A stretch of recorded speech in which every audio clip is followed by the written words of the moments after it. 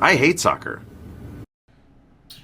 You might have being in Michigan and all that, but that kid, the first time I saw her, my jaw dropped. I was like, wow. Do you cover any St. Mary's games? St. Mary's of Lancaster? Yeah, girls soccer. I have not. There's a little kid on the girls basketball team named Bissett. Yeah, I know who you're talking about. That kid can handle a basketball. Yeah, I've heard about her. Great. I don't know if she plays any other sports. I don't think so. Is it the Mia? girls call about her? The girls talk about her all the time. The St. Mary's girls that I train. Oh, is that Brittany Heiss still? No. Mm-hmm.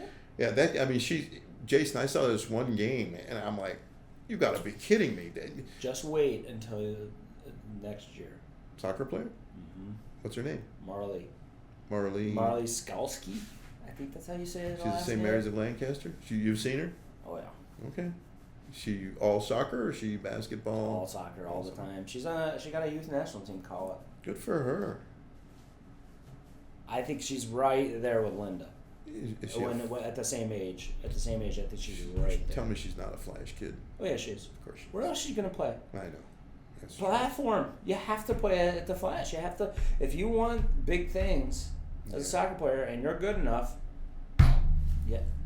That's why I wanted to open up the system. So then, but see, going back to that whole thing about how MLS Next is having a second tier underneath it, and then ECNL is opening it up and having a second tier underneath it in the RL, and I'm seeing 9 clubs in Michigan doing the ECNL RL, and then I'm seeing 9 other clubs in Michigan doing the MLS Next 2, and then I look at the New York bracket, and there's nobody. RNY, and that's it on the MLS side, and nobody in the RL other than Flash's second teams in the RL. It's like, do these teams even... Obviously, they don't communicate. Do they apply? Do they apply? I mean, if I'm a director of coaching of a club and I'm not in one of those leagues, I am applying every single year if I'm allowed to. I'm going to apply and apply and apply.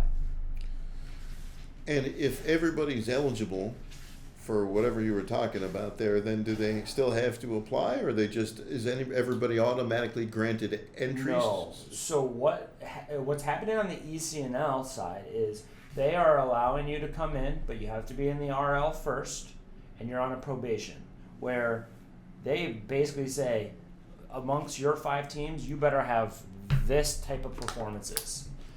King's Hammer, who just got kicked out of ECNL, King's Hammer, when they were trying to get into the ECNL, they were in the RL, and something along the lines of, we want 100 goal differential for you to get into the ECNL amongst your 5 teams.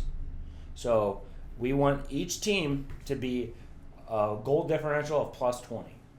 And if you guys can do that, you can get in. So it's smart how ECNL is doing that. Is like, okay, it's going to be based on our own competition to promote into our top, instead of a boardroom in Chicago saying, nope. See, what also happens is a lot of directors of coaching fight to keep other clubs out. So for the longest time, Michigan Hawks was able to keep what's called Nationals and Jaguars out. Well, now Nationals is just too big. That Nationals is in. Southeast Michigan has 3 ECNL teams and a GA team, all within a 30-mile radius, and then there's another GA team in Grand Rapids. Why would anyone want to keep anybody else out? Well, that's why you have to open it up to everybody. Because they're going to lose to them. Well, that, or they're going to lose players, because they think... And players means money.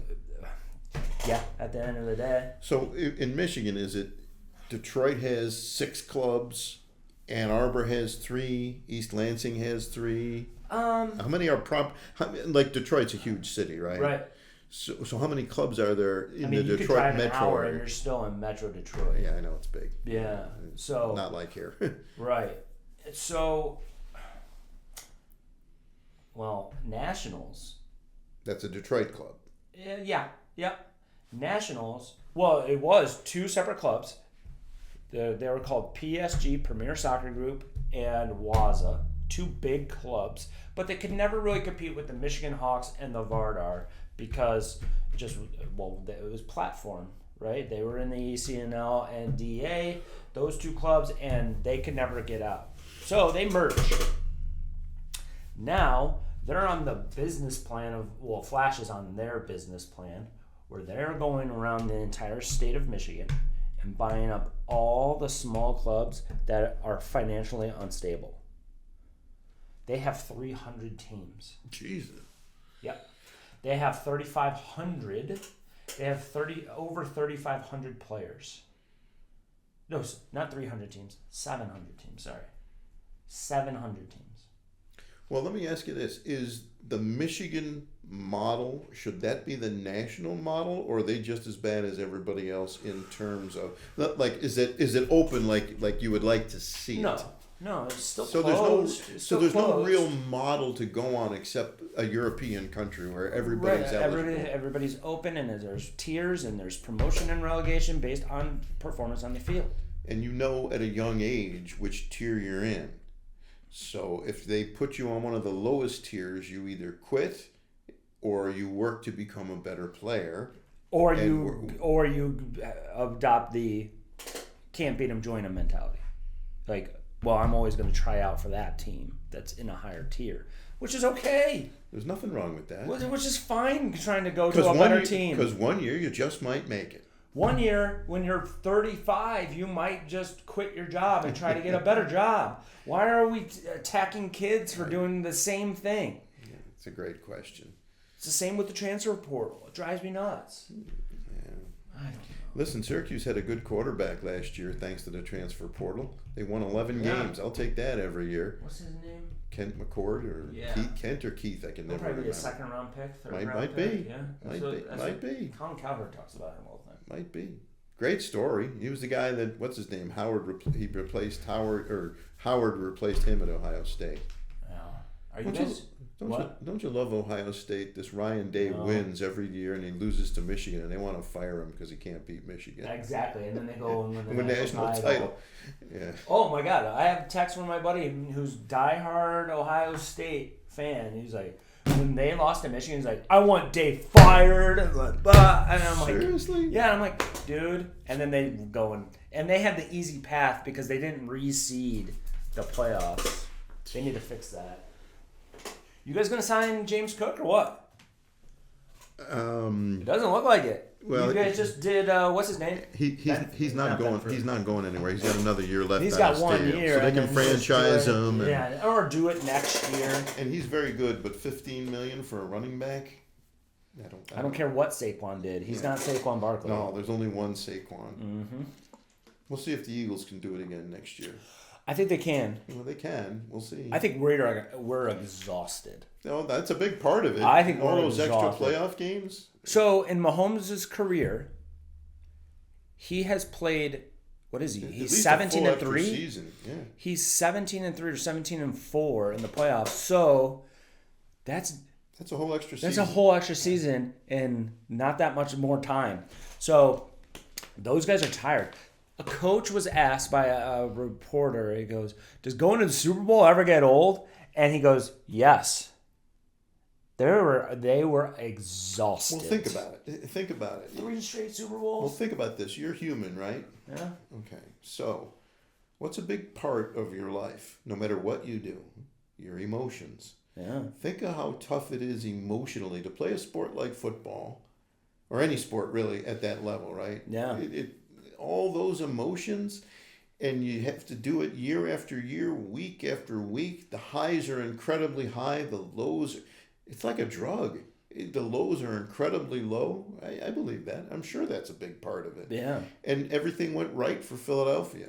Everything. And they're loaded. They are loaded. The talent is just ridiculous. Well, and they did it smartly. They've got a vicious defense. Yeah, and vicious. And somebody who was saying that, like, and the Barkley move was the coup de grace. Yeah, the way that he drafts is he always takes best player available. He doesn't go base everything on need. It's get the best player available. Now you look at their defensive line. It's all from Georgia's 2000 whatever championship, 2020 or whatever that year was. You know what else he drafts? I don't think he worries about the salary cap at all. We're going to get these players. We're going to fit them in. It'll work out. It'll work itself out. Like, I want Brandon Beane to I don't care. Give the Cleveland Browns anything they want for Myles Garrett. Yeah. We'll give you it's this too year's. Late now. Yeah, well, they signed a contract, but the draft is coming, so we'll see. Yeah.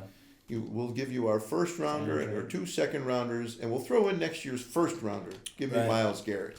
And I love the people that are already bailing on the Chiefs. Like they're saying, "Well, Eagles gave the blueprint." I'm like, how many teams can copy what the Eagles were able to do to our offensive line?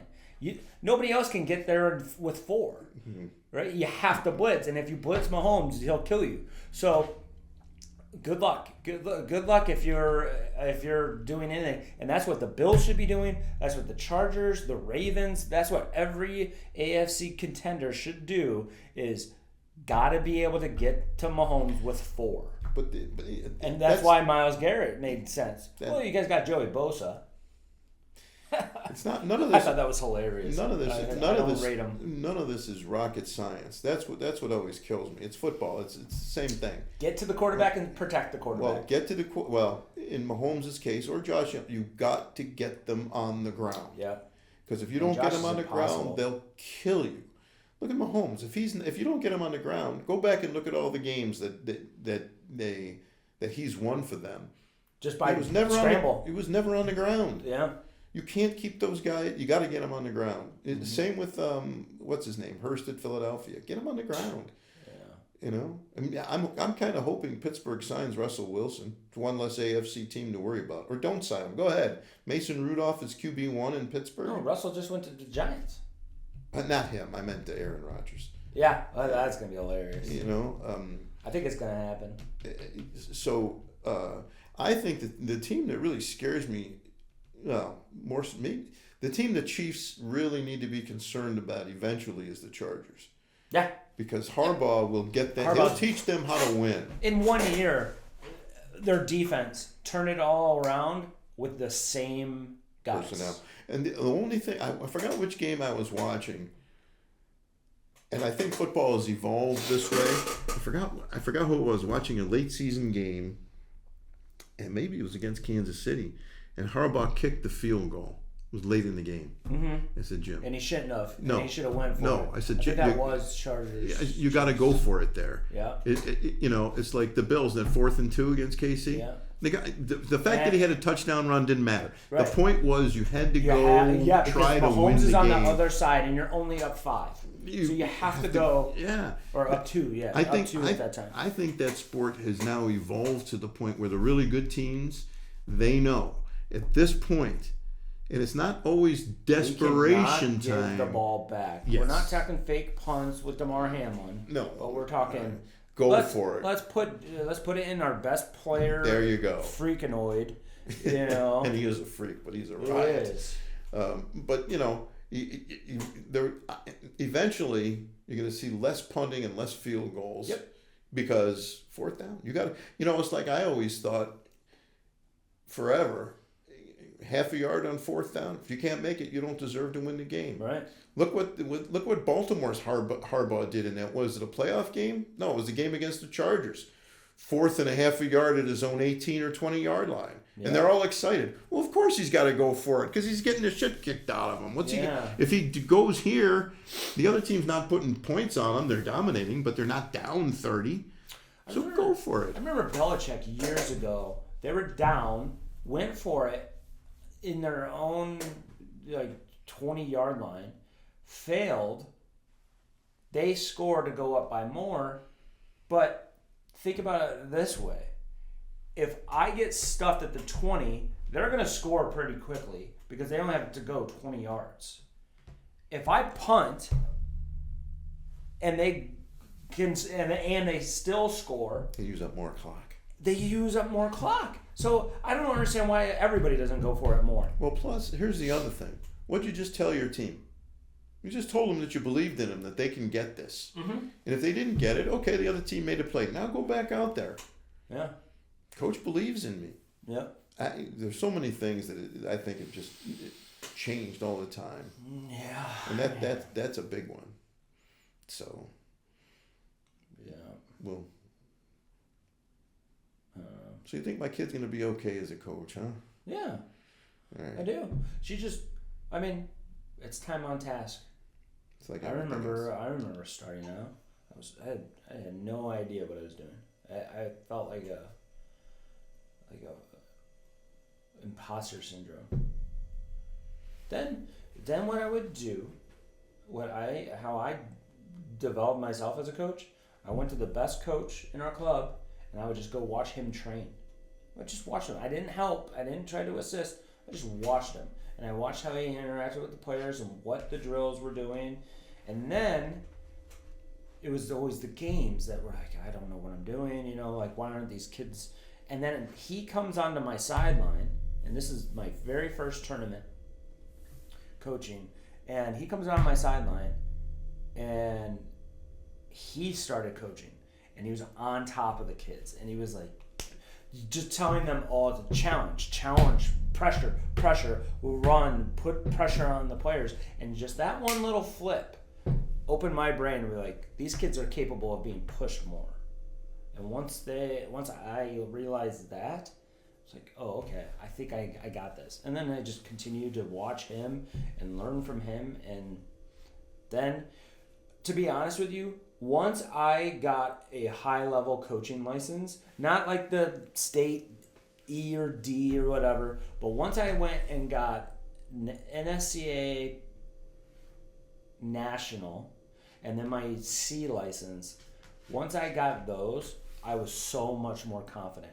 Not because it's a piece of paper, but just because I was like, okay, now it's real. And some coaches that I coached against and coached with, they're like, dude, you're a different guy. You're way more confident. It gives you confidence. You're way more confident now. It's like, yeah, because I feel like I know what I'm doing now. And it was also the year when I first got that license, it was also a year where I went to go work with two high school legends, coaching legends in Michigan. That between the two of them, one coached the boys and one coached the girls. And then they would flop. So kind of flop. But between the two of them, they've won, I think, 22 state titles. Oh, jeez. Yeah, and some big time. That's a big state too. It was kind of like the nickel. It was kind of like the Nichols of Detroit. Detroit Country school. Day. Yeah, that's where Chris Webber went. Shane Battier, a couple other guys. A couple other Michiganders. Yeah. Couple NFL guys, a lot of hockey kids, a lot of Tiger. So in the and then once I worked with those guys, I was like, okay, you knew you were okay. I know what I'm doing now, and it just took some time and to get around the same or some quality coaches. But in that interview with Kelly Piper, she would talk about how the higher level a parent played, and it doesn't necessarily be that same sport, the more hands-off they are in their kids' development. Sense. It makes so much sense. It makes perfect and I'm not sense. talking about college. I'm not talking about parents that played in college. Because, to be honest with you, I don't know if college is a high level anymore. Because if you go around and like, okay, all these kids at Canisius, they're D1, but am I saying that's a high level, athlete? I'm not. I'm talking about like the NHL guys, the NFL guys, and the MLB guys that I've coached their kids. I see them all the time, but they don't. But I never hear them, and I know that those kids are healthy and mentally healthy. They're not getting yelled at on the way home. It's the parents that didn't play at a high level that are the hardest on them. Why? I have no idea.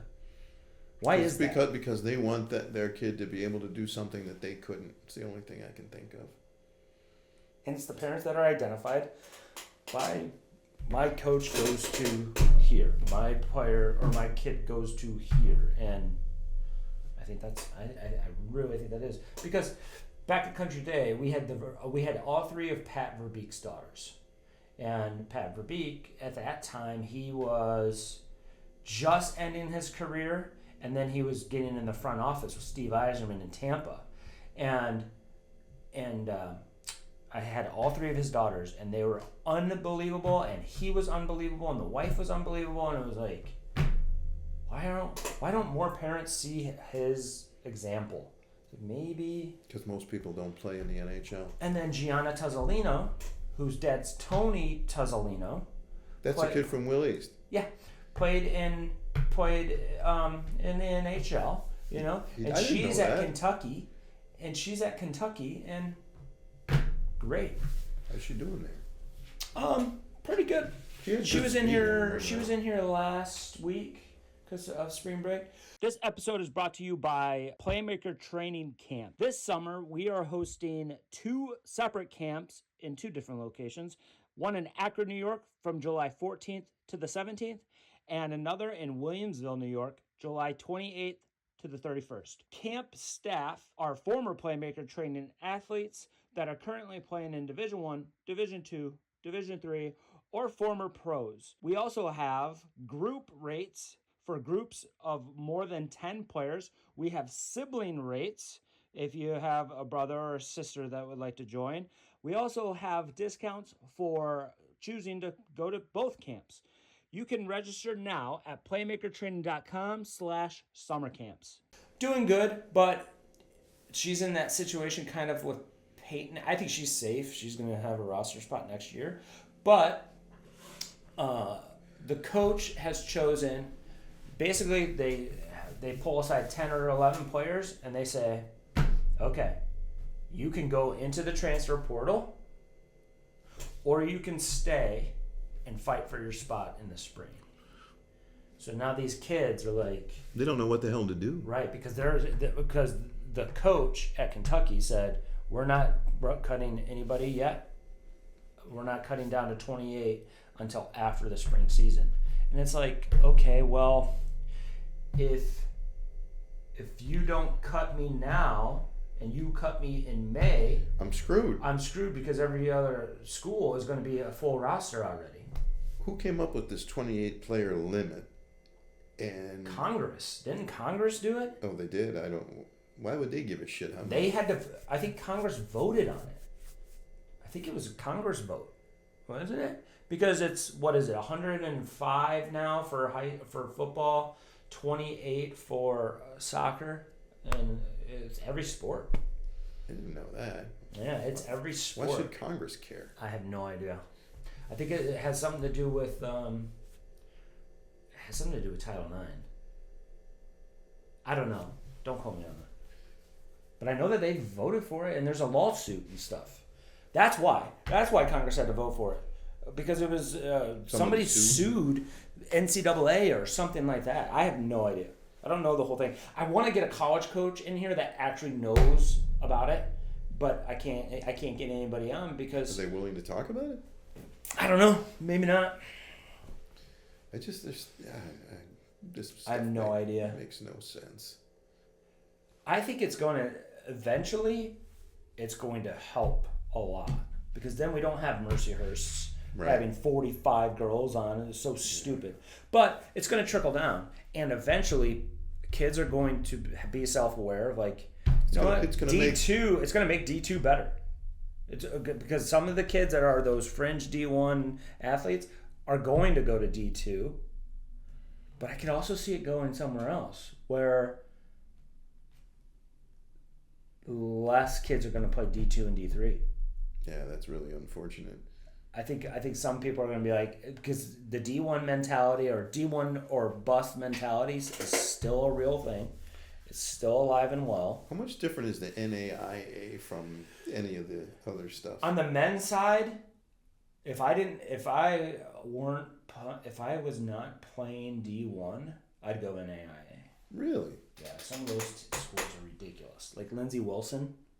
Lindsey Wilson's unbelievable. And they've put pros and all types of players, and then they'll use that as kind of like a junior college, and then they'll go. And then the junior college rule, have you heard about that one? No. Sorry. So men's soccer is in trouble because what happens is, okay, 18-year-old kid goes to college and he's a freshman. Kid, a failed professional in Europe, plays all the way to 20, comes over and is a 20-year-old freshman. Most coaches, a 20-year-old is closer to that prime that we always talk about, right? So what coach is going to play an 18-year-old American versus a 20-year-old former pro? None. So what's happening is all these kids are not playing, and it's internationals. If you look at Vermont, who won the national title, it's something like, I think 55% of the roster are internationals. When Marshall won it a few years ago, 80% of their roster was internationals. So JUCO is having a rule where you can go to a junior college for 2 years and play, and it doesn't count against your 4-year eligibility. So now, some of these kids are going to see the writing on the wall. They're going to go to JUCO, then they're going to go to a 4-year university, and now we're even. Now we're both 20. We've proven that we can play at a decent level, and then compete. Let's see. Well, 20-year-old's more mature than an 18-year-old anyway. Exactly. So, hey, switching the subject a little bit, since you mentioned Pat Verbeek. Yeah. I don't think he was on this team. Have you ever seen that ESPN documentary, Unrivaled? No. Oh, you got to watch this.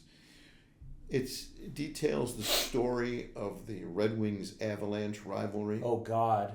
Yeah, that would be good. And when Claude Lemieux wiped out Chris Draper. Yep, into the boards. From behind, with a real cheap shot. Yep. So it details that, and it's could have like killed him. Yes, it's like an hour and a half. Yeah. And then about a year and 3 months, somewhere around there, Colorado comes to Detroit. Oh yeah, It's and that March was a fight. 26th. Yeah. Yeah. Yeah, and that was when Vernon was fighting Waugh. Well, and that's one reason why Darren McCarty is one of my all-time favorite hockey players. McCarty. Me too, because he beat the shit out of Claude Lemieux and he scored the game winner. He's on 97 won the ticket in Detroit now. Is he? Yeah, he's a radio host. Is he doing Red Wing stuff? Yeah, a little bit, but it's actually just a show. I loved him. Yeah. And my favorite part was Scotty Bowman, who's a really good guy. Yeah. Schooling that asshole Crawford. I hated that guy. There's a documentary about the Russian Five too. Well, that's along. Yeah, Scotty's in that too. Is he? Yeah, because he's the one who I think they traded Ray Shepard, who was a former Sabre. Yeah. And that's it. Yeah, that was such a fun time. Yeah, that's a great documentary too. But the Unrivaled one is great because they have Lemieux and McCarty sitting together and talking. I saw about like little clips of that on social media. It's fabulous. So go find that and spend an hour and a half, and you'll be like, wow, it was great. Love those teams. And if Detroit didn't do that, they might not have won a Stanley Cup. That's how big it is. And that's another thing. You talk about the emotion of sports. Think of all the emotion spent in rivalries. Okay, so the Chiefs have played a full season more, and the emotions of championship games, Super Bowls, it just adds up. We're only human. You can only take so much, really. And that's like when the Bills lost to the Bengals at home that year. Yeah. They were drained. They had nothing left. Yeah, because they went through the whole DeMar Hamlin stuff. Well, that and then Josh had the girlfriend going crazy. And then the snowstorm where they moved again. All that shit adds up. Yeah. It all adds up. So, And think about rivalries. That's what makes sports. We don't have a rivalry here in youth soccer here. There is no rivalry. That's a problem. They have to go to Tennessee. They have to drive 8 hours Or 11 hours away. In a state this size, how is that possible? It's embarrassing. Theoretically, Buffalo and Rochester should be a great rivalry. It's Section 5 and Section 6. Those basketball games in the Far West Regionals, some really good games. Not always, but some. You know, it's like, how do you not have a rivalry in your own backyard? I think that people should be embarrassed about, like, how is there not more legit soccer clubs? I think Stallions are on their way.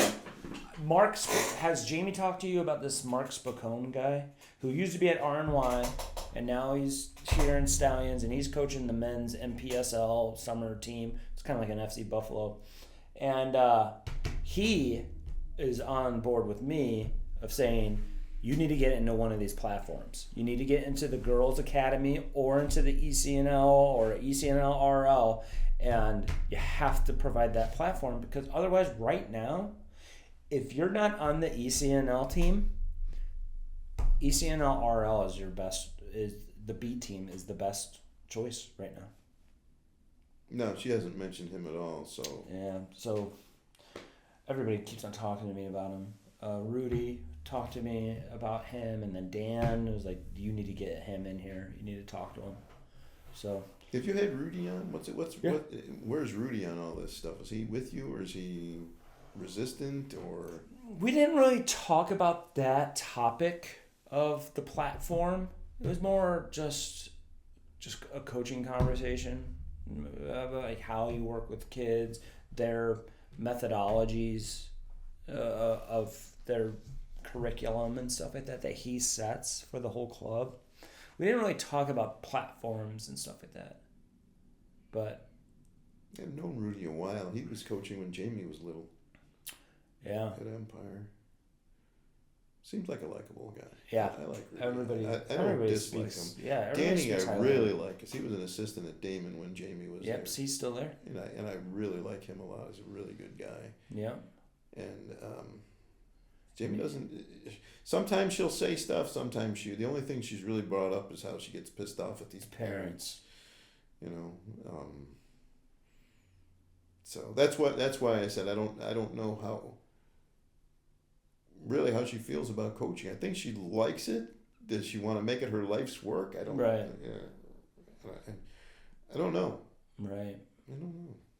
It's the same with like Charisma. I don't think she's not into it for forever. Well, it's funny because if you talk to Joe Licata, the South football coach, okay, he'll tell you, I want to coach here for the next 40 years. This is my thing. I haven't heard Jamie or Charisma say anything about that. No. And Paul told me that Charisma was going to play for FC Buffalo again. One more time. She says one more time every year.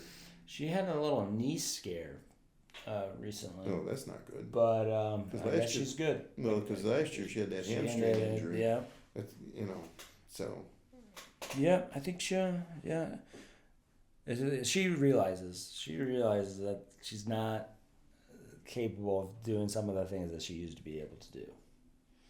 And then, I think there were some players on FC Buffalo last year that were really high level. Good. And I think she looks around and is like, yeah, this is a young kid's game now. I mean, she's going to be 30 in January. Wait, 30? Because Rachel just turned 29. Oh, that's right, because Rachel turns 29 in June. Yeah, she just turned 29, so she's going to be turning 30 next January. Who's this new boyfriend? Do we like him? I don't really know him, other than seeing him around in here. Because Paul told me they spent a week together in Florida. Yeah, she doesn't really talk. We don't really talk about. We don't really talk about it. Because Jamie's dating this guy who's really nice. Played younger. Soccer at Damon, but he's 3 years younger. Yeah, I saw that. I'm like, she said that, and I'm like, really? That's what I thought. And I'm like, I just keep my mouth shut. I'm hoping Rachel marries this guy, Nick. You guys like him, huh? Yeah, we like him a lot. He's great. Way better than the other guy. Oh my God. Mm-hmm. Night and day. Jamie probably mentioned that to you once or twice. Oh yeah. Jamie was the first one who told me about the other guy. One of the first times we had a Thursday night, we sat here after for like an hour. Yeah, just she talking. told me that. She said she was just talking to you because I was like, I thought you said you were done. Well, I was just talking to Jason. I said, well, that's okay then. So yeah, he's a nice kid, but unfortunately, he had a terrible soccer experience at Damon from the coach, and I'm like, how was any of that shit tolerated? What happened? You know what? He would have to tell you more than me. Just some of the stuff they did there was just idiotic. Yeah. The coach never wins, never develops players, and I don't know how good Christopher is. He played at was it Olmsted, so it's a city school. I don't know him at all. You know, he's a nice kid. I like Christopher. I can't figure out that he's 3 years younger. That didn't make any sense to me, but whatever. Yeah. Now he's going to do some refereeing. I do think that Jamie's become an outstanding referee. I think she needs to try to do more of that and try to get at a high level. What's the woman from Rochester? Isn't there a very high level referee from Rochester that there might be is doing like World Cup and stuff like that? Like we're talking like there might NWSL and stuff like that. I don't know. There might be. Jamie, I think Jamie's capable of doing that. So do I. I think get into D1, get into D2. She was offered a UB middle while she's on vacation, and she said she couldn't. She had to turn it back. Oh, a spring game. Yeah, and I said, well, those are the games you want to be doing. Yeah. You know, and I told her get every BDSL middle you can. Yeah. And I think she's a really, really good official. I really do. And obviously I'm biased, but I think she's a very good official. Yeah. And I think the potential's unlimited there too. Can she do what that other woman has done? Who knows?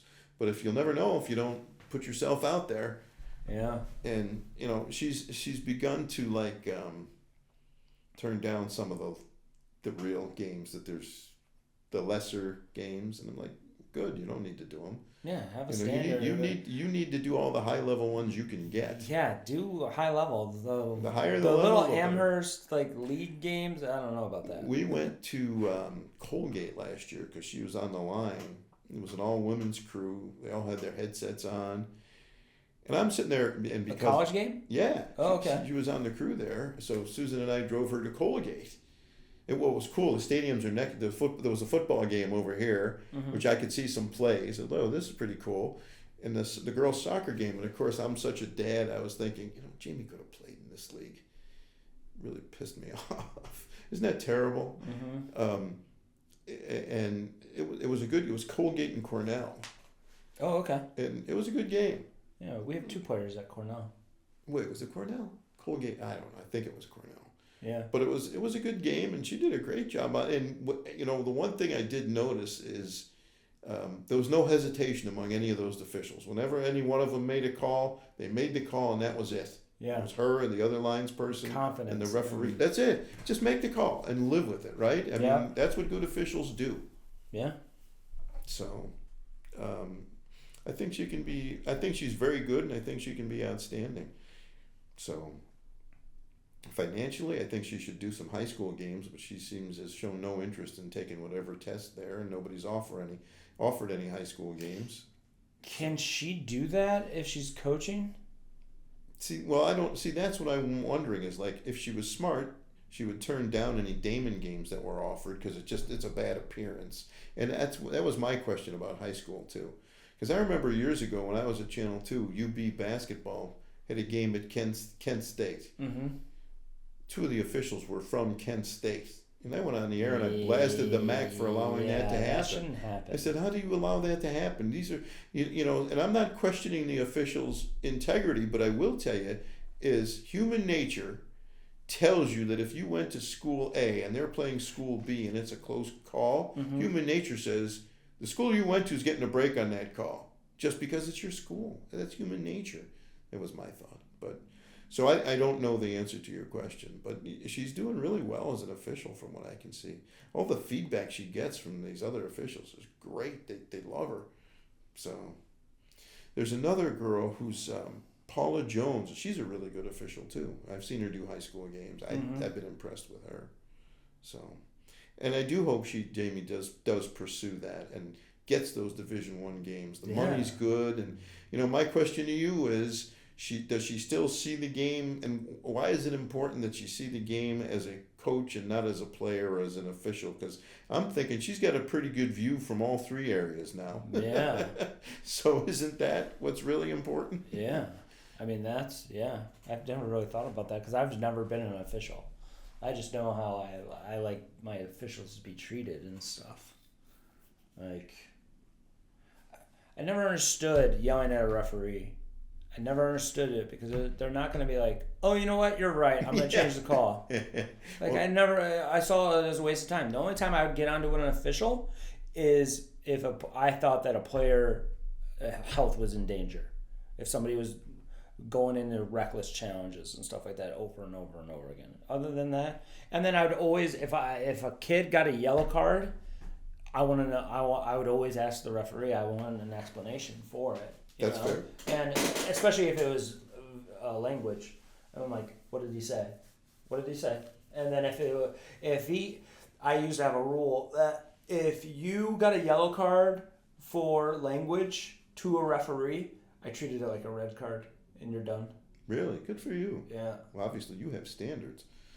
Yeah, because I thought it was such a waste of time. And then all the referees loved me. They're the head of officiating for Michigan high school athletics. Loved me. He would come over at halftime and he'd be like, Jason, did I miss anything? And I'm like, no, you're good, man. No. Well, one of the cool things is I used to tell Jamie when she was playing, I said, I never want to see you talking to a referee because that means you're not doing your job. You're not focused on what you need to be doing. Yeah. You let everybody else worry about that. That has nothing to do with anything. You're not going to change any calls. Just ignore it and go play. Yeah. And now we drove down to Pitt, Johnstown. I don't know where the hell it was. Pitt. It's one of those Pitt something schools in Pennsylvania. It's about 40 minutes beyond St. Bonaventure because Jamie was again on the crew. Right. Oh, and also last year. I didn't know she did so many college games. Yeah, and she did a game. She did it at Brockport last year. This was before the season started. She was on the crew at Brockport, and I don't know who they were playing. And what they did, she was supposed to be the lines person, but they gave her like the second half. They were like auditioning her, and she did great there. And all the other officials told her she was great. So anyway, we drive down to this, wherever the hell we were. St. Bonaventure to me is the middle of nowhere. Sorry, it just is. I can't say that publicly around here, but believe me, it is. I have players that say that they will not go there because of that. It's the middle of fucking nowhere. So is Penn State. Yeah. I don't understand. Like, thank you. Thank you. Like my nephew wanted to go there. He was close to committing there for football. Really? He's a hell of a player then. Yeah, he's like he's a 3-star. He's going to Eastern Michigan. Good for him. Yeah, and he might play as a freshman. Good for him. Yeah. What position? Tight end. Good for him. Yeah. Well, I'll keep an eye out for him. Yep. They play at UB this year. Good. See, you get to see him then. Yeah. That's cool. They also play at Kentucky, which I might travel to because then I can go see Ava and Gianna play, hopefully, and then see my nephew play, hopefully. Nice. So, I'm so glad you said that. God, because I hate that drive to Penn State. Our nephew played volleyball there, won a national championship with Matt Anderson. Yeah. Okay? We would drive down there. And Susan does all the driving because she can't sit in the passenger seat. I hated that drive. And I got there and I'm like, where's the damn campus? Yeah, because it's on this strip and there is nothing. Thank you. And then you finally get to the exit and like, oh, there's a stadium. There's everything. Thank God. It's so weird. Somebody else. It's so weird. So I said, Max, I love watching you play, but God, I hate this drive and this campus is just not. My nephew loved it, and my sister loved it. I'm like, what's to love? What? There's nothing to love. I mean, at least you drive by UB, you got these goofy buildings, which at least you can see it's a college campus. And yeah, and there's no city, there's no town. No. Any restaurant would be an hour wait, because there's not that many restaurants and bars and whatever. So it's ridiculous. I loved going down there to watch him play because he was great. I stayed up one night because they had the live stats and Max was playing at like somewhere in California and I'm like, well, hell, I'm home from work, I'm up, And every other line is killed by Lipsitz. I'm like, great. He set a record that night. I was like, Max, I stayed up. I couldn't see the game. They didn't live stream it. But there you were, killed by Lipsitz. I'm like, this is great. And he set some kind of record that night. But anyway, I agree. Finally, somebody else said it. Thank you. I've never been to Bonnie's. Oh, you don't want to go. It's terrible. Well, put it this way. They say it's an hour and a half drive. It's really 2 hours. Mm-hmm. Because you're winding. It's all crazy, isn't it? Don't drive back at night because you can't see. It's dark. You're in the forest. There are deer darting out at you everywhere. It is literally, to me, the middle of nowhere. Yeah.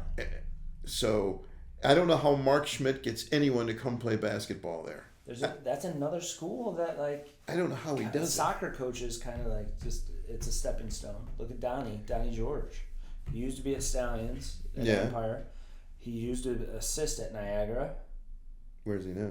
He went to Bonnie's for 2 years, and now he's back in Niagara. He got the Niagara job. Men or women? Women? Women. Oh, good for because him. of the people. Oh, yeah. Donnie George. So, yeah, Bonaventure to me is the middle of nowhere. If you don't have to go, don't go. The only good thing, one time I was driving, this is when I was working at Channel 2. I started driving down there, and I couldn't remember if I was supposed to, I couldn't remember which way to go. There are 2 ways to go, I guess. And, I'm just driving along on a Saturday afternoon, and I see a sign that said, was it Jamestown or something, 60 miles away? And I'm like, well, shit, I'm going the wrong way. And I had to drive down there to get down there for some NIT playoff game. Yeah. And I'm like, oh, shit, I'm late. I'm going the wrong way. So I turned around. I got there just as the third quarter started. So I got the best stuff, but I was like, damn, I damn near missed this game. And this was my job, to go to Bonaventure and shoot the game. Yeah. And the good thing that happened was one year, the Bona women were playing, I think it was South Florida, in an NIT tournament game, and Channel 2 was part of Gannett or Tegna by then, and I called up, we had a station down there. I said, hey, I'm going to go down to St. Bonaventure and shoot some of this game. You want highlights? And they were so happy because they had no idea how to get the game on. Right. So I sent them some highlights, and they were thrilled. Years ago, I told the people at Bonaventure, I said, please, get every one of your games up on the satellite so we can record them. And that way, if you have a buzzer beater, we have a chance of getting this on the air. Right. Because we hired a stringer, a guy named Dave Webster, who couldn't... When he shot football, he would let the running back go through the frame. So he'd run out of frame. And then he would move and pick up the runner in the end zone. Yeah. So you never saw the last 20 yards of the run. Yeah. So anyway, this guy Dave Webster would shoot these games. I said, he's a stringer. He's going to shoot the first 10 minutes of the game, get 3 baskets, going to drive up to Buffalo, collect however much we're going to pay him for this horse shit. Right. It's terrible.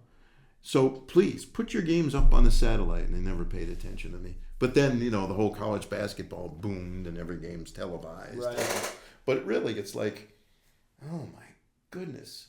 The Binghamton women's associate coach was complaining, why aren't spring games streamed for soccer? I have nothing good to say about Binghamton soccer because they were rather arrogant. If you didn't come to their camp, they wouldn't even look at you. Really? Because I thought, maybe Jamie will go there. They got a gorgeous baseball facility. Do they? It's brand new. I haven't been to Binghamton in a while. I did the state baseball championship game that Depew played in. What a fabulous venue! It's just like the new one at Niagara or even at Canisius High School. It's fabulous. Really? Great stuff. But Binghamton, their soccer. I thought there was a level. Well, plus wasn't their coach Sarah somebody who was part of the U.S. Olympic program at one point? I don't know. Sarah McClelland, maybe? I only know the assistant, Chris Hall. Yeah. Why do I know that name? He was around here too, wasn't he? I don't know. Binghamton women's soccer. Let's see. Staff. Neil Batterjee? Yeah, I don't know. Chris Hall and then Taylor Van Fleet. I'm going to look that up. Who the hell was the coach down there? Binghamton women's soccer coaches.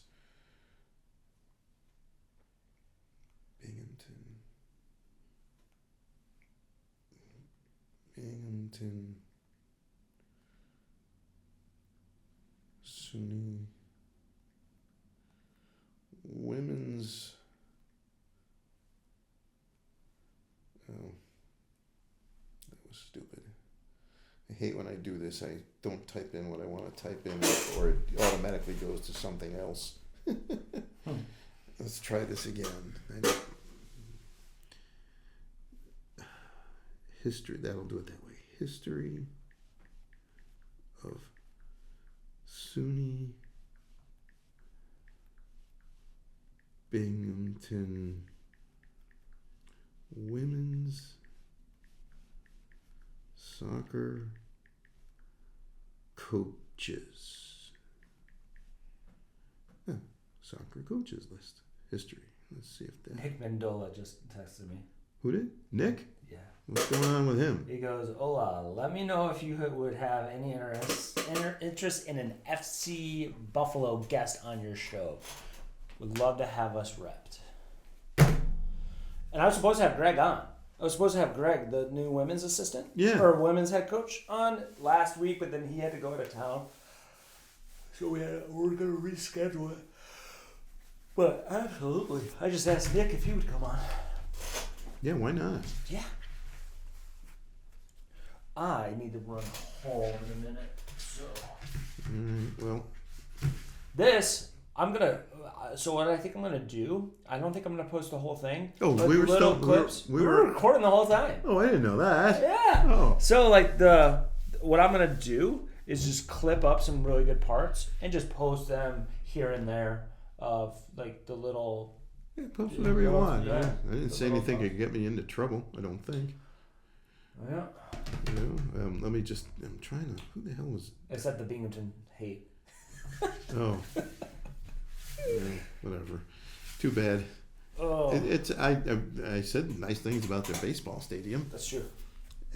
Or not Binghamton, Bonnie's. Oh, yeah, well, and Penn State. Yeah. Max got a great education.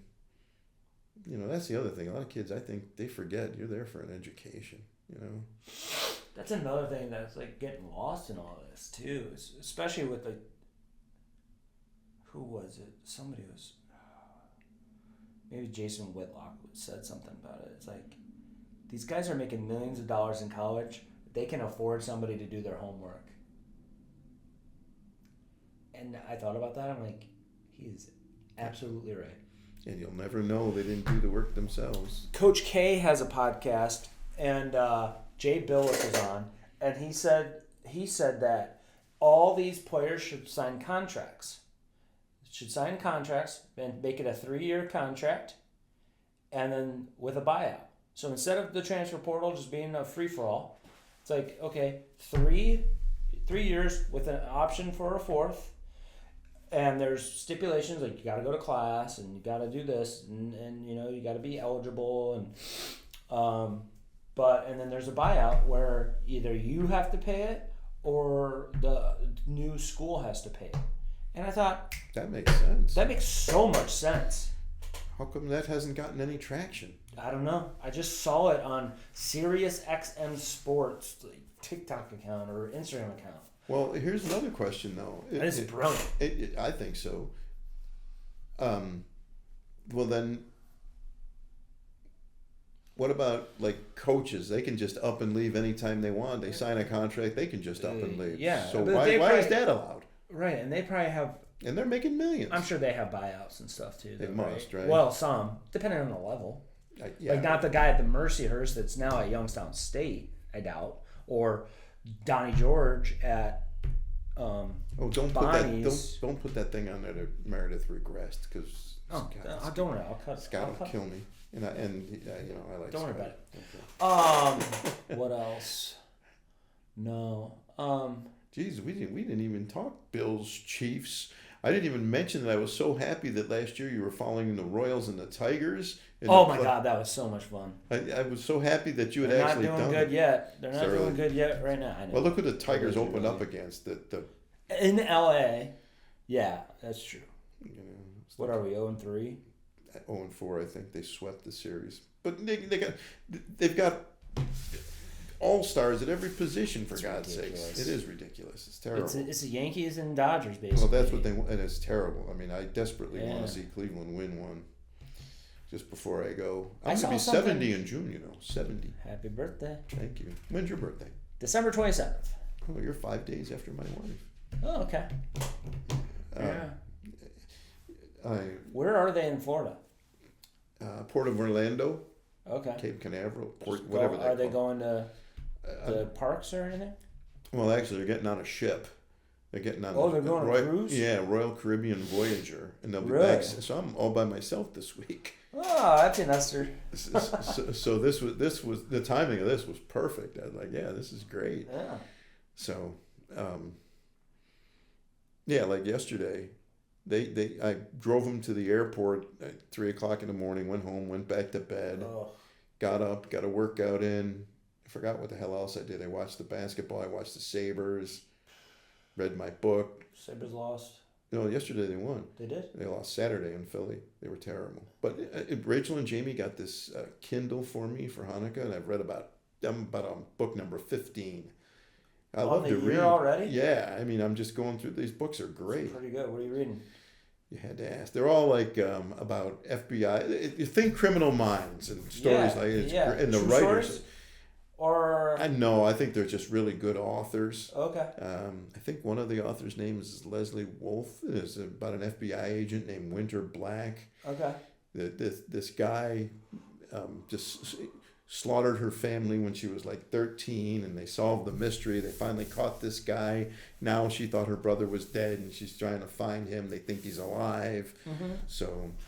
So they'll, and one of them was about Maddie Castle. She was a dog trainer with the Pittsburgh Police Department, and she had to solve a murder mystery. The murder mysteries. Most of them are murder mysteries. I like it. I love that shit. Yeah. And I do like to read, so. Does reading on a Kindle hurt your eyes at all? Do you have to turn it down? Can't you dictate how bright it is? Yes, and maybe I should make it brighter and the print bigger. Do you have those glasses that are like blue light glasses? No, I don't have those. I just have these, which just readers. No, they're just like you're more in focus now. Well, actually, a very slight difference. Okay. I need these to drive, and when I go to the movies or watch TV. Yeah. When I was a little boy, I had what they call the lazy eye, amblyopia, and my uncle was an ophthalmologist, my mother's brother. And so I had a patch over my eye, and the biggest mistake I ever made was instead of wearing the patch, I asked him for glasses, and he gave me glasses with a plastic piece to cover the eye. You know what the easiest thing to do with glasses is? To take them off, unless you really need them. Yeah. So instead of leaving the patch on and letting it do its work to get this eye to work, I would just take off the glasses in school. Yeah. But I was a little boy, so I was stupid. So, yeah. And my eyes could be much worse. So, what was I I'm so glad you said that about Penn State. I hated that drive. You know who I'm having in here tomorrow? Somebody. Do you remember Gretchen Buyer? Yes, she just started at Channel 4. She's a South kid and a Damon kid. Yep. Good for her. Yep, she's coming in tomorrow. Good. So. Yeah, Jamie was always like that kid. Yeah. Yeah, she lost her brother in a car accident. It's terrible. Yeah, it's going to be interesting, our conversation, because it's the first time I've seen her since that. Oh my God, yeah, Grant. He played at Duville. Yeah, it's terrible. Yeah, awful. She's been through a lot too. She had lupus. I didn't know that. I thought she had some kind of knee surgery. She tore her ACL as well. Jesus. But she had lupus when she was in high school, and I didn't know that. Does lupus go away? Is it in remission? It's she's in remission. So I'm glad to hear that. So she's got a lot to talk about. Well, I'm glad she's at Channel 4. Yeah, good for her. It's good that she came home. Yeah, she was out in Syracuse doing a lot of horse stuff. Or Elmira, I thought it was Elmira, but I could be wrong. I don't know where that Utica? is. Elmira or Utica? I'm not sure which one, but good for her. Yeah, I'm glad she's home. Her mom and dad, I think, are here. Her uncle is coaching for the Lakers. It's Bob McAdoo, right? Isn't her uncle? I don't know if that's his name at all. The guy who used to play for the Braves, Bob McAdoo. The guy you played at North Carolina? No, his last name's Buyer. Oh, okay. Sorry. Yeah. Somehow there's a connection to McAdoo. Oh, really? I'll ask her. Yeah, I think. And you're right. She does have a family member coaching. Yeah, he's with the Lakers. Which I would like to talk about Luka. She was just out there. She was just in L.A. Yeah, Bob Byer. Cool. So. Yeah. All right. I didn't realize we were talking all this time on camera. How cool is that? Sorry. Everybody's like that when I'm done. Like, I didn't realize you hit the record button. I thought you just set it up and it was no. And all the podcasts that I've done, it's this. It's somebody that I'm having in later in the week. I don't know them, and they're like, "Can we have a list of questions?" And I'm like, "No, that's not how this works. It's just a conversation." Well, let me ask you this. I'm just getting to know you, and that's like the last time we met. I told you, I was like, "Man, the next time we need to do a podcast again because." The first podcast we did, it was just Chiefs-Bills stuff. Yeah, I remember that. It was right before the playoff game. Yeah. I think that ended up being the 13-second game. Yeah, it was. Of course it was. Or was it right after that game?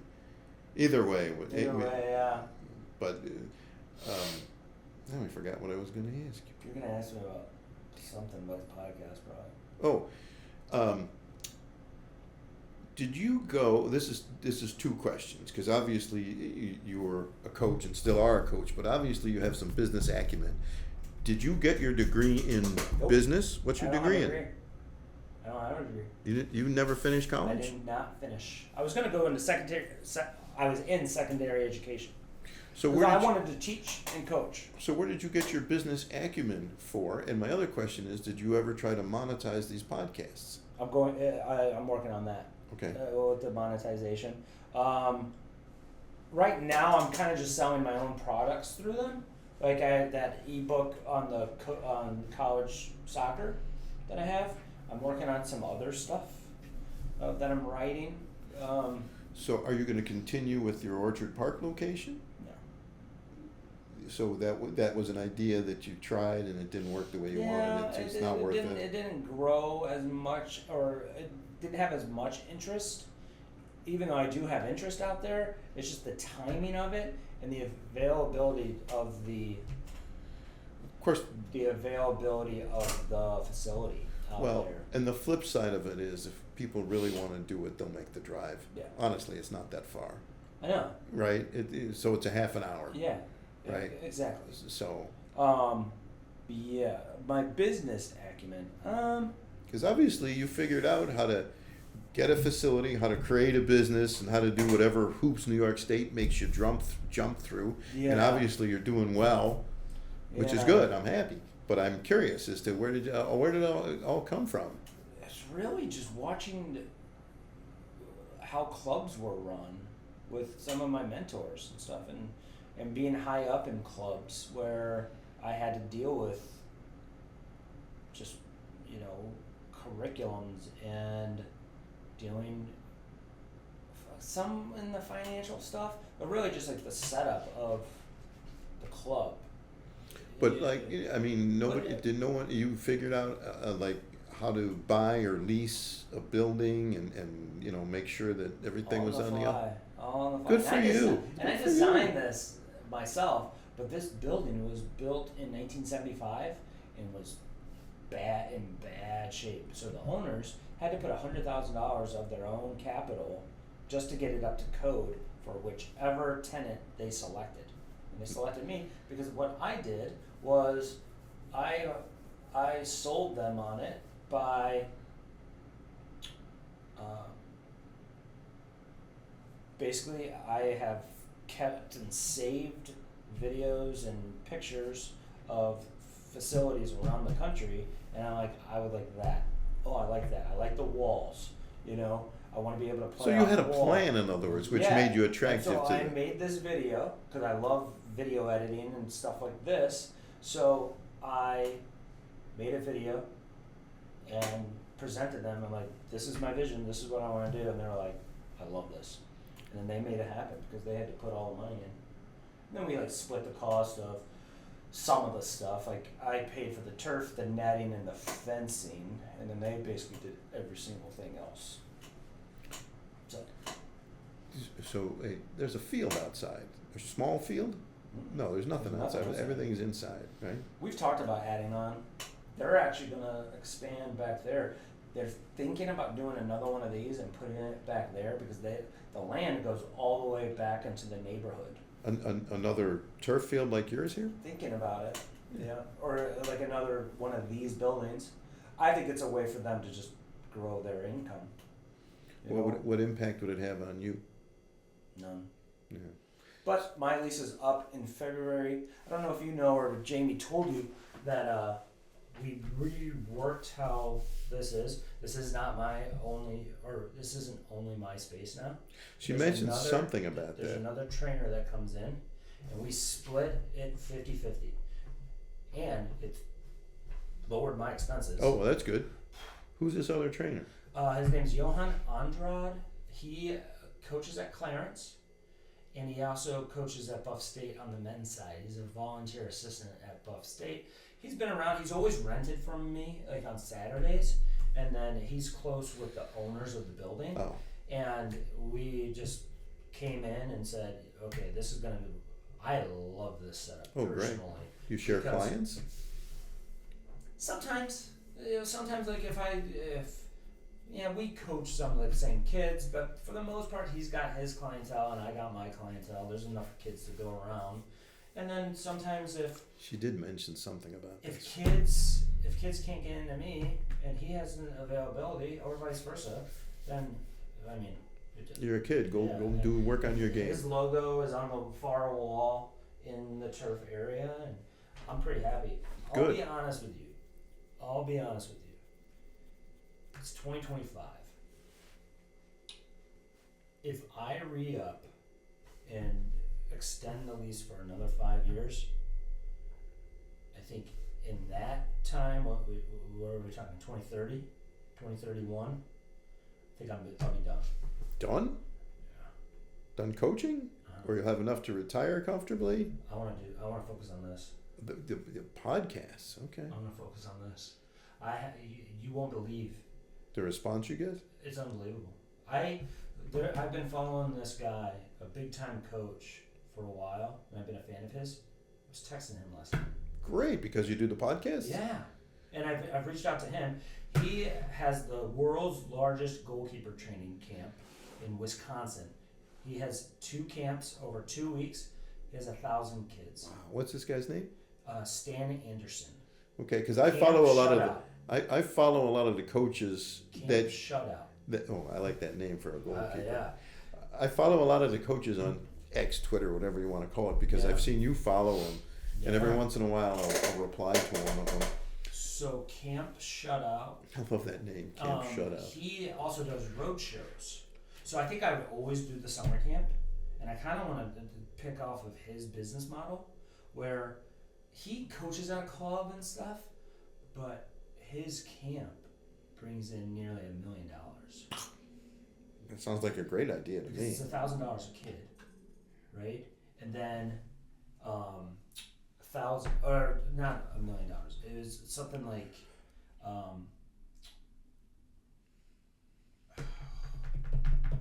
I forget what it is, but it's ridiculous. What makes his camp worth that kind of money? He's been doing it for 30 years, and if you look at like his social media, he kills it on social media.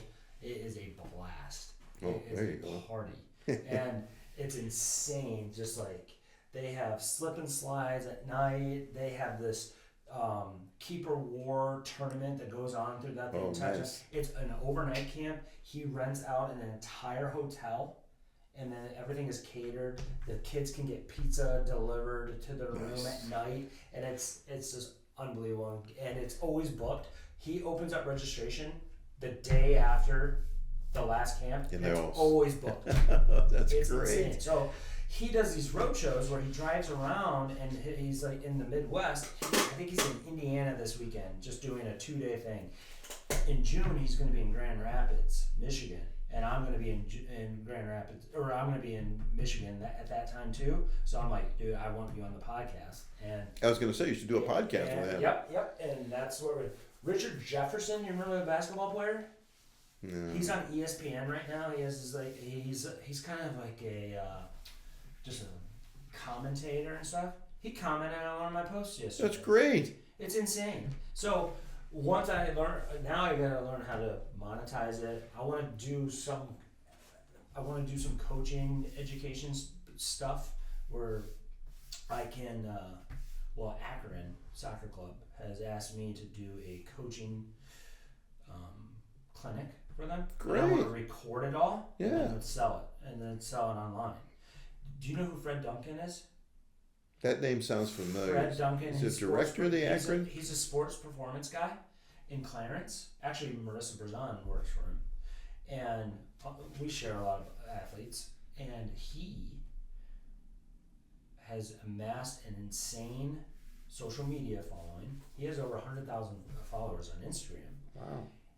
And one of the parents of a player that we share, he's making, he has about 22 digital or online products. He's making over $120,000 a year just in his online. So I'm kind of trying to copy that little model too. So where I'm trying to develop a thing of products to sell. So like the college guide, like this other guide that I'm working on with all of our juggling skills tests, how to measure technique, and it's all built off the I Hate Soccer platform. So one of them is I Hate Soccer Juggling, I Hate Soccer Coaches, or I Hate Soccer Coaching, but the book is about coaching, but it has I Hate Soccer, and then like I Hate Soccer Technical Training Companies, because I'm going to tell people how to build a technical training company and stuff like that. And then so you need some sponsors for these podcasts. Yeah. Today's podcast brought to you by. Yep, exactly. And I've had some coaches that have their own apps that they're trying to sell, and they want to support the show. They want to be a sponsor already. So it's like, I don't even know how that does. I need to work on a media kit. Do you have any idea like what that goes? I never built a business. All I did was show up, shoot stuff, edit, write, report. I did everything except sales. So a media kit is where basically it's a couple page pamphlet of all of my social media stuff, and then what my numbers are, and what my retention rate or watch time and all of that, and then. How long do people watch these things for? Because you go an hour and a half on some of these. Do people watch that long? Are they in and out? Or that's why you post all the clips on social media. Exactly. I mean, that's like my biggest growth. For instance, let's see what Sammy's was. The most watched one that I've done was Matt Waddington's. So Sammy's. So the average view duration is 20 minutes. That's actually for Sammy's, which is really. That's actually really good because you know what they talk about when you're driving in your car, listening on the radio. Yeah. There's no real attention span that I'm aware of, so that's really good. So 100 Sammy's. This is just the YouTube version. Sammy's is at 129 hours. That's great. Watch time. So how many different platforms are they on? Instagram, Facebook? So Instagram is just for my clips. Okay. It was just 1 minute. That's okay. Just little, you don't want to go anything longer than a minute and a half ever. And then everything is on YouTube. And then let's see what my buzz. Okay, so for the one that came out today with the Sports Psych on it's either Apple Podcast or it's Spotify. It's all audio. It has 75 downloads today. That's great. No advertising and nothing? I haven't measured. I haven't sent it out. I haven't emailed blasted it. Good for you. That's great. So it's exciting. And like Sammy Joe Payne's from last week, I didn't email blast it at all. It has 101 downloads. That's great, I think. So I think so too, and it's only 2 months in. Well, the question is, when you do these, do you get paid per download? No, I'm not monetized yet at all. No, but if you were, would it be paid per download? So on YouTube, I saw that I heard that if your videos were to get 1,000, if you did 4 podcasts per month, and you got 1,000 views per month, or 1,000 views per video, it's going to be somewhere between 5,000 and up. Nice. That's I'm thinking the long game here, and I'm thinking I want to have everybody in here, and I think it in person makes it better, especially for video, versus the streaming or on Zoom or whatever, where you. Oh no, in person is much better. In person is way better. Well, first of all, you get better quality because it's your video equipment. That's number one. Number two is, if I'm here, I'm sitting and people can see that I'm comfortable with you. You've eliminated the whole Zoom thing, which is nice, but you could be doing lots of things when you're Zooming that you're not going to be able to do here because there's a human being in front of you. Yeah, and I've only done 2 streaming ones, and they were both outside the country. One was in Romania, and the other one is in Ethiopia. Okay, well, that obviously you're. Yeah, I have to, yeah. So one of the guys, he actually reached out to me. I have another guy that I follow who has a massive following. He is a professional coach in Romania. He's an American guy. He started this thing in Costa Rica where it's called Soccer Visa, and what his thing was former college players or anybody who wanted to be a pro came to him, trained with him. They are in the Costa Rican league, and then he is trying to get these guys to Europe or South America. Then he built enough income and whatnot where they bought a club in Romania. And now they're in Romania doing kind of the same thing.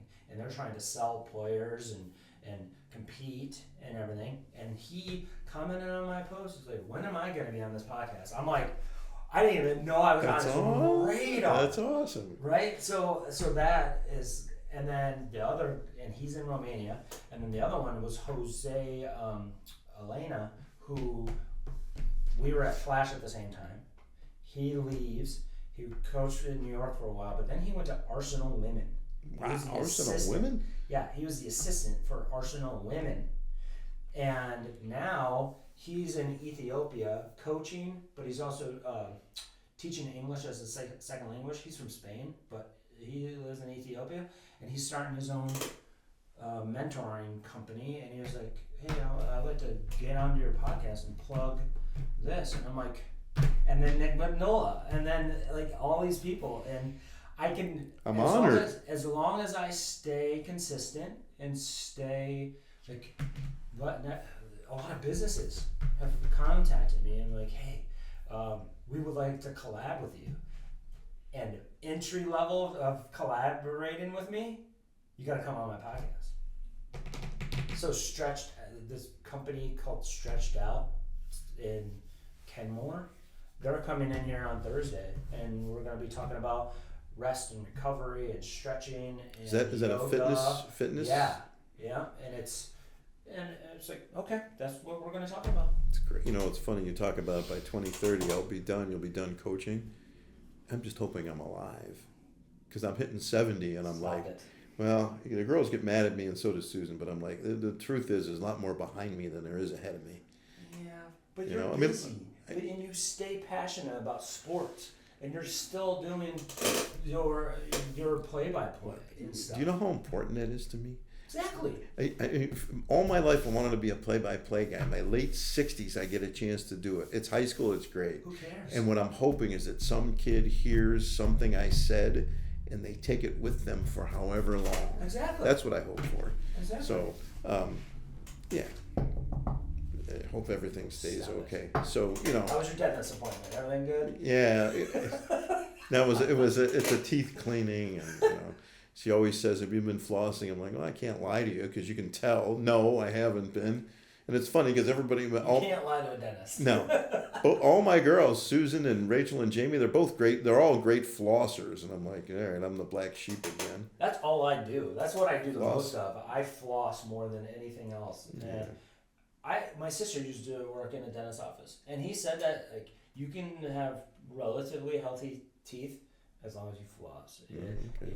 The brushing is good, and the mouthwash But the flossing is what matters. The flossing is the most important thing. Yeah. I was like, okay, as long as I do that and brush once or twice a day. So tell me more about your nephew, the kid who's going to play at Eastern Michigan. He must be terrific. Yeah, it's pretty exciting. Such a different process. You mean the recruiting Football. process? Yeah, because all the ID camps are invite only. Interesting. Because they don't need it to be a moneymaker, like small or the Olympic sports, right? This is your sister's oldest? Sister's middle. So my sister, Erica, she's my middle. So I have an older sister and then a middle sister. Erica got married, had 2 kids. Well, I'll tell you the full story. Wait a second. It's your sister. What's her name? Erica. What's it, you and then your younger sister? Nope. How many? What do you I got? have 2 older sisters. 2 older. Candace and then Erica. So Erica's the middle child. She is currently married to her high school sweetheart. Oh, that's nice. But so high school sweethearts, they broke up. He got married, had 2 kids. She got married, 2 kids. They both get divorced. They're now married together and have 2 kids together. So there's 6 of them. What so a there's story. 6 kids. So Brady Bunch. So yeah, exactly. Yeah, it's definitely the Brady Bunch. And so Peyton is her second from her first marriage. So he is 18. She has a son that's older that just graduated from Grand Valley State and just got a job out in Michigan. So yeah, it's crazy. He got offers from, where did he get offers from? He was close to signing to going to Penn State, but it was going to have to be a preferred walk-on to start, which was fine. I want to say Western Michigan, Eastern Michigan, and what's the one? It's in New York. It's a smaller school. It's D1 football program. Colgate? No. He was looking into some Ivy stuff because he's very smart. SUNY Albany, they got a football team. One of the starts with a. Oh my gosh! One of our players went there. One of the Den Hayes girls. Anyway, and then I want to say either Kent. Stony Brook? No. They don't have football, I don't think. It was, and then Kent State. Oh, these are all MAC schools, huh? Pretty much. Except for Penn State. Yeah. One of his goals was just to go to Michigan and be a walk-on and then just get a great education. How big is he? 6'4". 230, 220? He needs to gain weight. He's right on like 225, 230. He needs to put on about 15 pounds. Before we get back to your nephew, you ever hear from Ron at all in Florida? A little bit. How's he doing? All I see is boat videos. He must be doing okay then. All the time. It's just like, it's snowing here and he'll be on a boat. And he'll be on a boat somewhere. It's like, this is ridiculous. So does your nephew, does he want to play in the NFL? Do you think he can? Yeah. I think, depending on, his development and stuff in his body. But, I mean, Penn State was talking about moving him to linebacker because he's fast and he's physical and but he wants to be tight end. He started out as a quarterback and he was ranked. He was ranked in the Midwest. Wow. But he didn't like the pressure of the quarterback, and then some politics happened where like a coach's kid played over him and then he transferred to another school, which was, the kid that's going to Michigan who just got paid $10 million, Bill Underwood, he lost to him in the state semifinals last year. That's who they played, and it's crazy. But yeah. Were you surprised that your sister let her boys play football? Because nowadays a lot of mothers don't want their kids to play football. Yeah, because of the concussion stuff. Yeah, and she's worried. Soccer is the leading sport for concussions. Because you got to play the ball with your head. Exactly. So, I mean, no, she's always worried about that. She's worried about the long-term effects of the CTE and stuff like that. But for the most part, she never really talked about it. He's been playing tackle football since middle school, maybe even elementary. So. Because if we had little boys, Susan would have never allowed them to play. My nephew has 3 little boys. They're divorced, but they'll never play football. And I'm like, listen, I played a lot of. No, listen, I was not a good athlete, okay? But back in my day, we had enough kids, whatever the season was, to get a game and play pickup, whether it was tackle football, baseball, whatever it was. I played plenty of tackle football. How many concussions do you think we grew up having? I know I had at least one. And you know how I had it?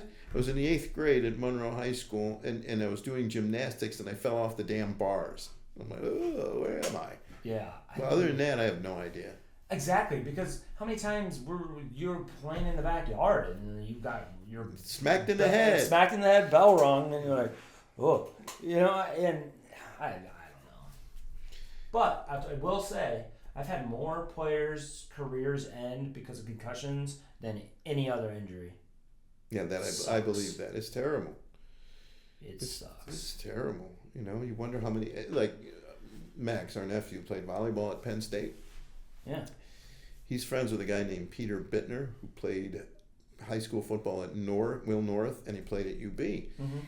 And he said, Pete, I was talking to Max, and he said, Pete told me once that, think about it this way. On every snap in football, there's a concussion along the offensive and defensive line. There has to be, right? Has to be. You got 300 pounders going at 300 pounders. Exactly. So there's got to be a concussion on every snap, right? Yeah. So how do you fix that? You can't. That's the thing. You can't make that sport safe. It's just not possible. I don't understand how there's not a broken bone on every play. Like when I see these guys' arms get hit with a helmet, and you're telling me that a guy's helmet goes right into your arm. How does that not break your arm? No. How do you not break? How do you not break a rib every time you're tackled because a guy put his shoulder or his helmet into you? Yeah. I don't understand it. Me neither. And this whole thing about we're trying to make it safer is like. It's car wrecks after car wrecks after car wrecks. And the whole thing with the kickoffs is like, so you're going to cut down the collisions there, but you're not going to cut them down any other place, right? It's a collision sport. Exactly. Sorry. Yeah. Like I'm old-fashioned. There used to be a guy... Haven't changed punting, and those guys get wrecked. Yeah. Well, and it's like, back in the day, there was a guy named Billy White Shoes Johnson. Mm-hmm. And he was so exciting. He was a great kickoff return guy. He'd return a kickoff for a touchdown. I think he played for Houston. And he'd do this dance in the end zone. To me, a kickoff return is one of the most exciting plays in football. Yeah. And I think what they're trying to do eventually is take kickoffs out of football. Yeah. And it's like, listen, every guy, whether they want to admit it or not, when they sign up to play football, they know the risks involved, right? So just go back to regular kickoffs, this dynamic kickoff, and you ruin the strategy. Sean Payton might have never won a Super Bowl. Exactly. If it's one of the greatest plays in history. Nobody saw it coming. Yeah, they're talking about changing that aspect where you can, but you still have to declare it. Well, what's the point then? I know. Right? What is the point? We're going to declare an onside kick. Well, that takes away the whole point of it. And most of the time we can figure out when they're coming. But you have to declare it. Ooh, we got to declare. We're going to... If I want to start the second half with an onside kick, the last thing I want to do is tell you. Yeah. So it's too much tampering with too many rules. And you still see the hip drop tackle every once in a while. Oh, my God. Yeah. Right? You still see that. Yeah. You still see hits on defenseless players all the time. Yeah. You still see quarterbacks, even when they're going down, they get hit. What happened to the running back who can't lower the crown of his helmet? Kareem Hunt does it every single play. One time he got fined after it. It's like, why don't they cut? guys aren't going to change their behavior until it's called in the game and it's flagged in the game, because that hurts them more than their pocketbook. Plus, most of these players get fined for every flag by the team for every flag that they commit anyway. How many of them can actually add up the amounts anyway? Some of these guys just, I'm sure your nephew's very smart. Our nephew's very smart, but some of these guys, let's face it, they're linemen, right? That's not nice. You're not recording anymore, are you? No, they're recording, but I'm gonna edit. No. Actually, most of them are very smart. That's the other thing. This is the one thing that I really don't like is most of these you can't be dumb and play a sport at that level. You can't, because you got too much you have to learn and know. Right. So you have to have playbook. Yeah, how about that? You can't be a dummy and do it. Exactly. You'll never succeed. I think about that with Antonio Brown, who's crazy. He's not dumb. But he's not dumb. No. He's crazy, but he's not dumb. No. He can't be. No. You can't be that successful. You'd never survive in anything. He's gonna be a Hall of Famer probably. He's won a Super Bowl, with Tom in Tampa. I forgot about that. Yeah, and he still, I think, has most of the Steelers' receiving records with the long... Well, didn't he win one with the Steelers, too, against Arizona? He wasn't on that team. Wasn't on that team? No, no, that was right before he got drafted. That was like, Plaxico Burress and those guys. Yeah. And Heinz Warren. Yeah, you can't be dumb and do it. You just can't. I don't care what they make stupid decisions off the field. Well, that's true. Especially most of the Chiefs. Especially all the Chiefs wide receivers. God. What is she? Well, not only him, but the other guy, the speedy little guy. I forgot his name. Oh, that was all dropped. Did you see? They did drop. No, I didn't see what happened. Wait, what's that guy's name again? The guy Xavier Worthy. That guy. Yeah, he was dropped. What happened? She attacked him. Really? She pulled his hair out. He had a bald spot. Oh, no! She pulled out one of his dreadlocks. Oh my! It was had bad. to hurt like hell. It was no bad. wonder he smacked her. Yeah, it was bad. It was abuse, and it was, and there was a lot of witnesses, I guess, and she just went ballistic. What did he do that made her so mad? I have no idea. I think he's been trying to break up with her for months because she's crazy. I had one like that years ago. So, yeah. So that's dropped. Rasheed's going to get some kind of suspension for his car or his fleeing the scene of an accident. Why do people flee from the scene of an accident? I think he had weed in the car or something like that, so he's worried. Somebody said that he had guns in the car, but... Great. Is Andy Reid's kid still in jail, or is he out? I think he's out. He's out. Yeah. Okay. Yeah. That was terrible. Yeah. I think that was one of the reasons why we were so bad in that Tampa Bay Super Bowl. Because that happened on Friday night. Oh, was the Friday before the game? Yeah. Oh, jeez. Because don't forget, it was COVID. The Chiefs didn't leave. It was actually Thursday night. It was Thursday night because the Chiefs left for the Super Bowl on Friday. And then went, because it was COVID year. So. Amazing. It was 3 hours. Well, you and I could talk forever. You realize that, I know. And we didn't even talk about a lot of stuff. Yeah, we did. Well, yeah, we did. But we could talk more. Oh, yeah, I know. Hey guys, thanks for watching this episode of the I Hate Soccer podcast. If you feel stuck in your recruiting process, we created a guide that includes feedback from 15 college coaches and 10 current college soccer players. Inside this guide, you'll find out what really works in recruiting, from showcases, ID camps, highlight reels, and more. Check it out at playmakertraining.com/recruited. I hate soccer.